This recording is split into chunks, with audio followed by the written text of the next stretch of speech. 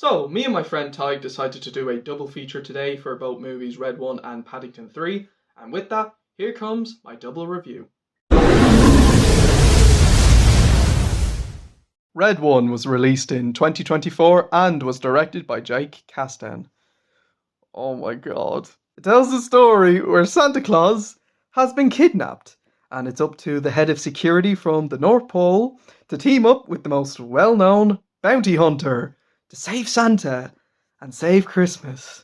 Oh god, just describing the plot. Oh my god. So Red 1 is pretty much a Christmas movie. I mean, it does have Santa Claus, and unfortunately I have lost my Santa hat. So I do apologise that this review isn't as Christmas themed as it should be. But I did see Red 1 today with my friend Tig, and when we watched it, when we walked out of it, we both agreed one thing. This movie is not very good, but for some reason, it's so bad, so cheesy, so awfully written, it's actually hilarious. This film is, oh my god, like, this film, it's shit, and it's aware that it's crap.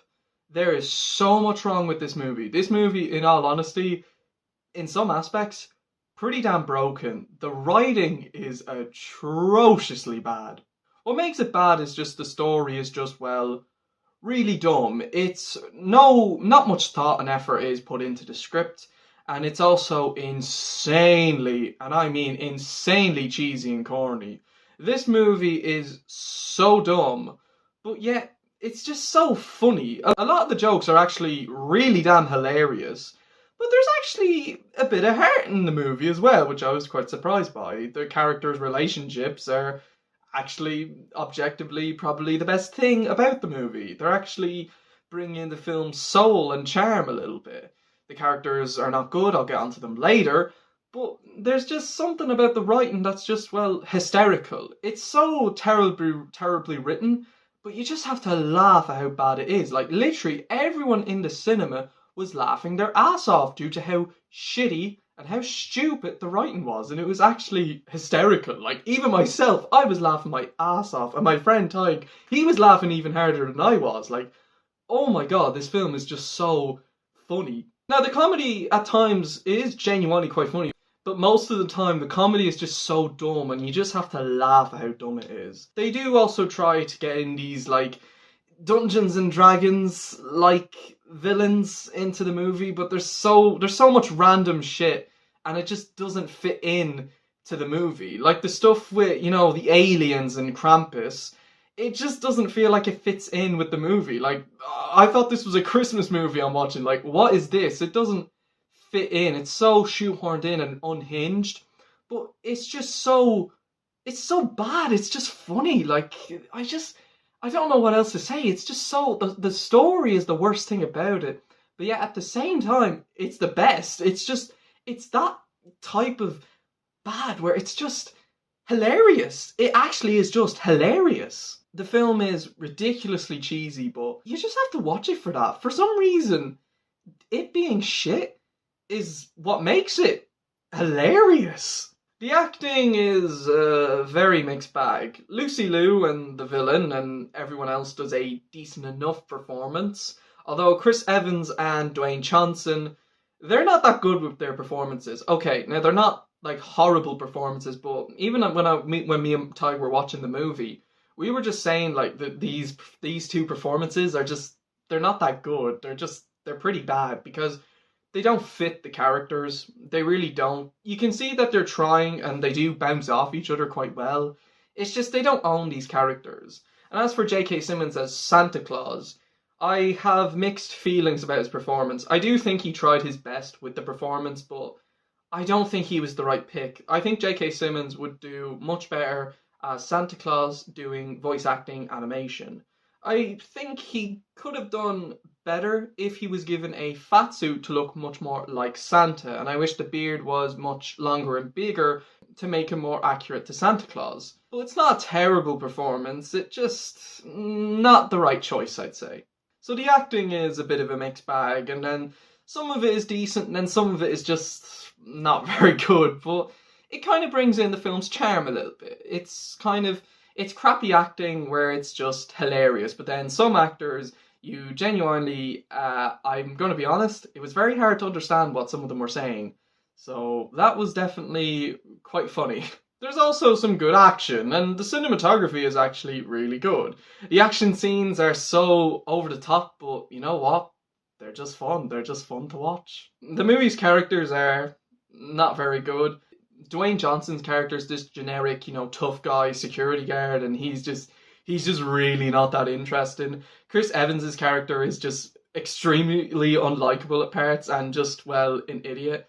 Lucy Liu's character is like barely in the movie. I mean, she's in it, but like she doesn't do as much as she should, so that was a disappointment. Even the polar bear, he like does jack shit nearly. And then characters such as Krampus just feel so shoehorned in. He was probably the worst character in the movie. He was awful. And then there's the main villain of the movie, Gorilla. I think I said her name right. She's decent, actually. I do think there was some interesting backstory, but the biggest problem, she's barely in the movie. She has so little screen time, but yet when she was on screen, for some reason, she was just so entertaining. She was actually just, well, probably the best character in the movie because she was just tons of fun. And Santa Claus, he wasn't too bad. I enjoyed the relationship with him and Dwayne Johnson's character, but he wasn't really that interesting of a character. The movie's characters are pretty poorly written, but you know what? They work for the story. I do think they are good enough for the story. It's just, as characters, they're failed attempts. Apart from the villain's decent, but a lot holds her back. The music of the movie is, it's alright, bit forgettable. There's some catchy tracks, but the music's pretty forgettable. So I have to say, this film is both better and worse than I was expecting. Didn't really know what to expect. When I saw the trailer, I thought it looked like fun, but it did look really corny. When I heard that the movie wasn't exactly getting that great responses, I kind of was not going, I didn't know what to expect. I was kind of going, oh god, this is going to end up badly. And while it does end up badly, but it's just so bad, it's hilarious. It's objectively probably not a very good movie, but there is a mixed bag. There's some really terrible elements, but there's also just some decent elements. And they mix in to make a shitty movie that is just hilarious. Overall, Red One is just so bad it's good. The storyline is absolutely ridiculous. The characters are not very good. The acting is a very mixed bag, but there's some decent action. The jokes are genuinely hilarious, even if some of them are just so stupid. But you know what? It's just a film that you just have to watch to get a good laugh at. I'm going to give Red One a 4 out of 10. It's bad, but yet it's just great. It's just hilarious to laugh at how bad it is. So it's a guilty pleasure. And you know what?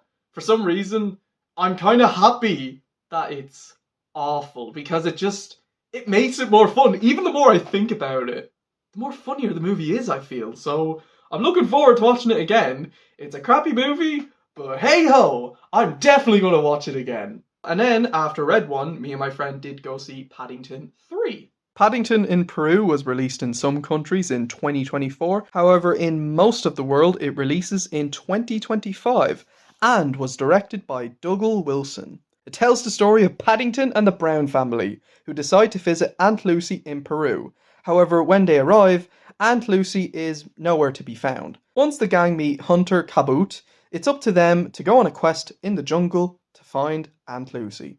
After watching the first two movies for the first time recently, I have to say I actually was getting quite excited to see the third film. And after watching it, I don't quite like it as much as the second one, but I actually think it's on par, maybe unpopular opinion, slightly better than the first one. I have to say, Paddington 3 is wonderful.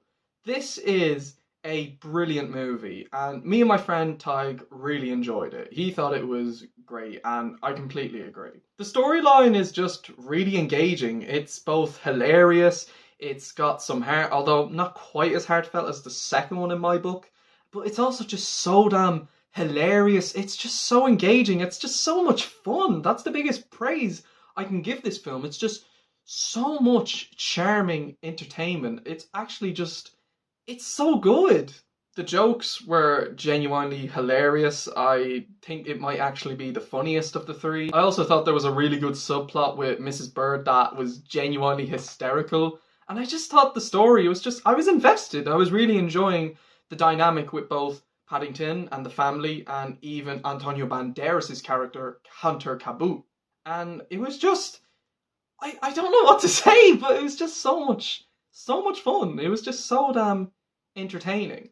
My only issues, though, it was a bit more slower paced than 1 and 2, and I also thought the movie, especially within the first two acts, I do think it did drag a little bit as well, but when it gets going, it's just so much fun. And the third act, that climax, peak, absolute peak, and the ending of the movie, I don't like it as much as the second film's ending, that's just me, but so good. It's a perfect way to cap the trilogy off. And the post-credit scene, I'm not going to spoil anything, hysterical, actual perfection. If they do make a fourth one, which I'm not entirely against, I wouldn't mind it, make it about that. I'm not going to say what the post-credit scene is, but make it about that. Because that post-credit scene, I genuinely think, is a perfect setup for a fourth movie, even though the end of the movie is a great way to cap the trilogy off because it's so damn heartwarming. I also thought the predictability was better than I expected. At times, the execution, it was a little obvious where it was going, but then I was very surprised that with some of the twists, they kind of happen the way you'd think they'd happen, but then they kind of pull another twist within that twist, and they do it in a way that's quite unexpected. So I have to say, the predictability of it was very impressive, I have to say. The acting is really great. Everyone, you can just tell, is having a blast playing these characters. The new actress for Mrs. Brown, she does a decent enough job, but the problem with her performance is that it's a bit distracting, a bit jarring from the first two movies. She's clearly trying her best and she is putting in effort with her performance. It's not the same. It does hurt the character a little bit. It just wasn't the same. It wasn't the same as watching the previous actors. The new actress tried her best, but she belongs to the previous actress. Antonio Banderas did a phenomenal performance. He was absolutely hysterical in the film. So just the acting is overall excellent in the movie.